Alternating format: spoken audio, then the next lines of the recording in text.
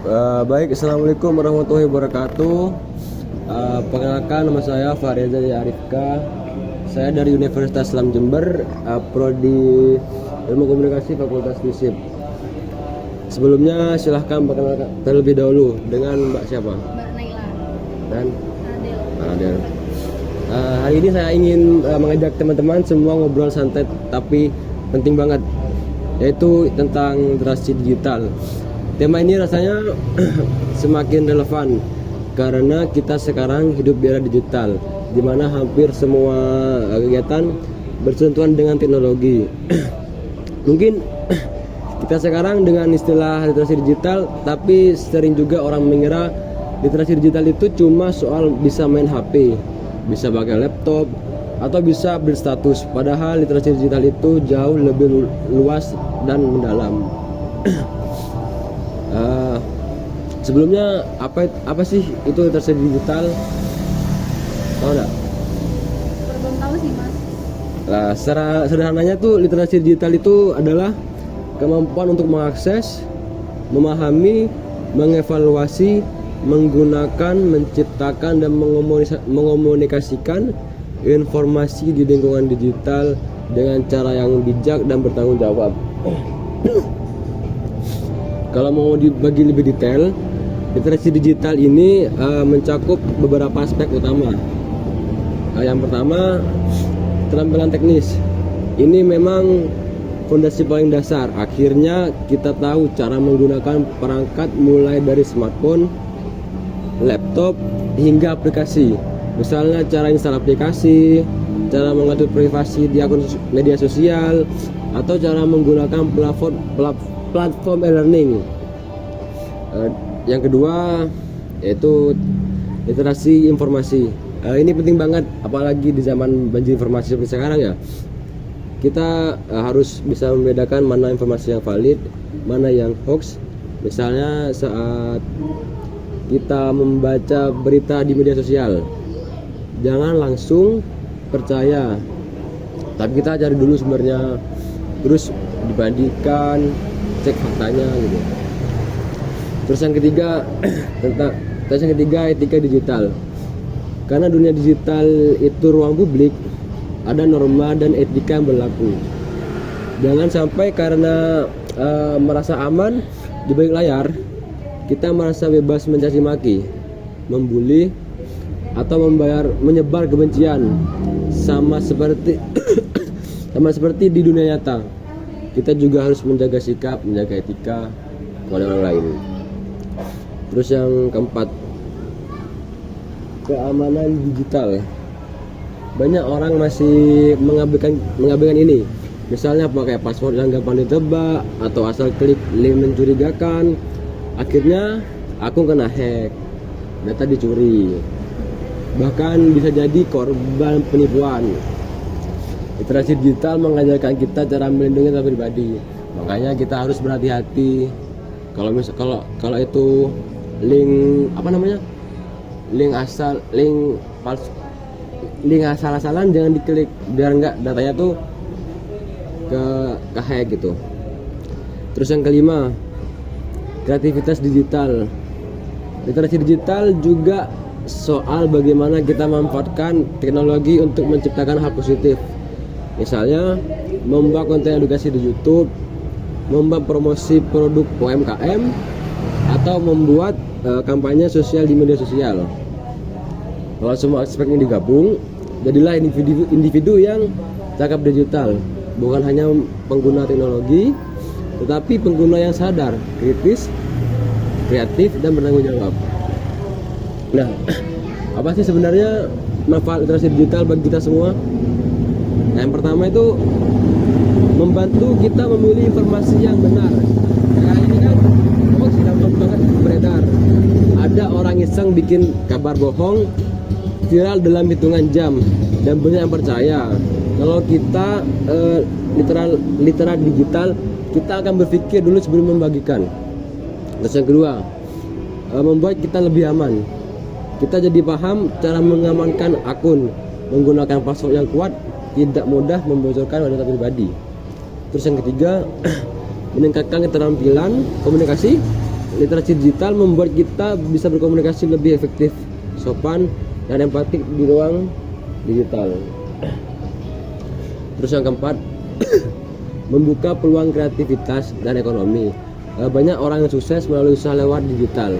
Ada yang jualan online, jadi konten kreator, atau freelancer yang bekerja untuk klien di luar negeri. Kayak itu, teman ya. Soalnya temanku juga ada yang kerja freelance gitu, kayak temanku yang bisa gambar gitu.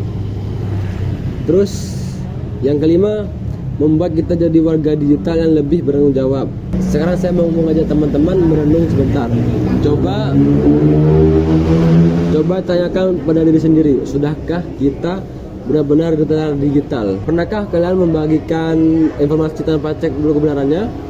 Terus apakah password akun kalian masih 123456 atau tanggal lahir?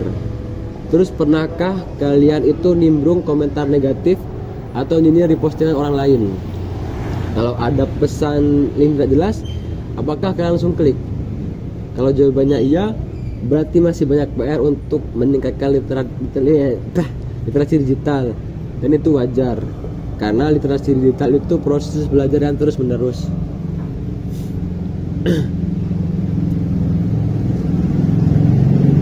Sekarang mari kita lebih detail soal tantangan literasi digital. Ya, yang pertama, banjir informasi.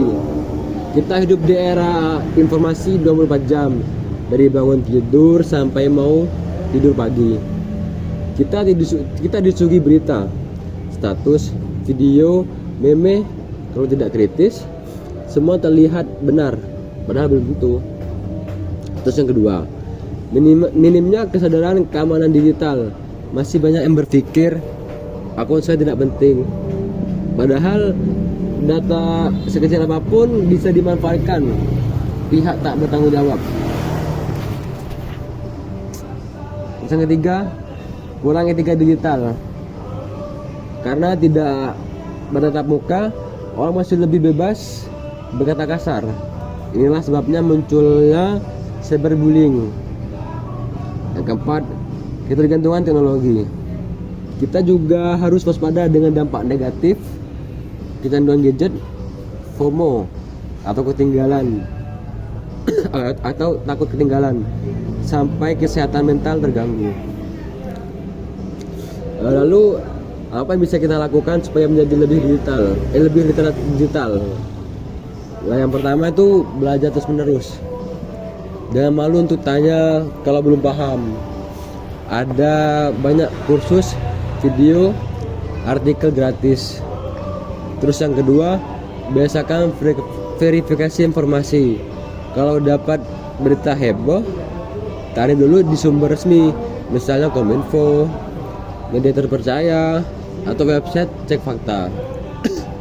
Terus yang selanjutnya, jaga keamanan akun. Pakai password yang kuat dan aktifkan verifikasi 2 langkah. Kayak yang gimana? Email gitu ya, email apalagi? Instagram juga ya. Terus selanjutnya, gunakan media sosial secara positif. Buat konten yang bermanfaat, inspiratif, atau menghibur tanpa merugikan orang lain. Jaga etika. Terus selanjutnya, jaga etika. Hargai perbedaan pendapat. Jangan gampang marah dan bijak dalam berkomentar. Selanjutnya, yang terakhir, seimbangkan dunia digital dengan dunia nyata. Sisihkan waktu untuk aktivitas offline seperti olahraga, ngobrol tatap muka, atau hobi lainnya. Kalau punya hobi ya. Contoh Contoh konkret literasi digital dalam kehidupan sehari-hari. Yang pertama yaitu seorang ibu rumah tangga belajar cara promosi dagangan via Instagram. Terus yang kedua, contohnya kayak apa lagi ya? Seorang pelajar menggunakan aplikasi pembelajaran daring. Terus yang ketiga, seorang karyawan memakai Google Drive untuk kerja jarak jauh. Yang keempat, kita semua membiasakan cek fakta sebelum share info. Terus yang kelima, mengajarkan anak cara menggunakan internet dengan aman. Nah, sebagai penutup, saya ingin menekankan bahwa literasi digital bukan hanya soal teknologi, tetapi soal mindset dan sikap. Kita tidak hanya belajar cara memakai alat, tapi juga belajar bagaimana menjadi manusia yang lebih bijak, kritis, dan bertanggung jawab di ruang digital. Jadi mari kita jadikan literasi digital sebagai bagian dari gaya hidup kita sehari-hari. Karena semakin kita paham, semakin kita bisa memanfaatkan teknologi untuk kebaikan, bukan sebaliknya. Mungkin ada pertanyaan atau feedback dari penjelasan saya tadi dari Mbak Nela atau Mbak Raden. Saya ada yang mau nanya sih Mas. Dan jadi literasi digital itu kan penting banget ya. Ya. Tapi gimana sih caranya supaya kita nggak kecanduan main HP juga? Setuju banget. Justru salah satu bagian dari literasi digital adalah kesadaran mengatur waktu layar. Coba mulai dari pasang batas waktu penggunaan aplikasi screen time. Terus atur waktu online dan offline, misal 30 menit belajar, 10 menit cek medsos. Dan yang paling penting, cari kegiatan offline yang seru, baca buku, olahraga, bantu ibu, ngobrol langsung gitu. Jadi teknologi itu alat, kita yang mengendalikan, jangan sampai malah kita yang dikendalikan. Jadi begitu. Terus Mbak Radel, pertanyaannya? Mas, gimana caranya biar kita nggak jadi korban penipuan digital? Itu langkah pertamanya ya, jangan mudah percaya. Jangan asal klik link. Jangan kasih kode OTP atau info pribadi ke siapapun. Karena itu rahasia Anda. Bahkan yang ngaku dari bank juga jangan sampai kamu kasih juga.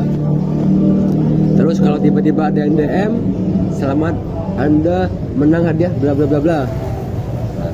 Langsung curiga aja, jangan langsung percaya.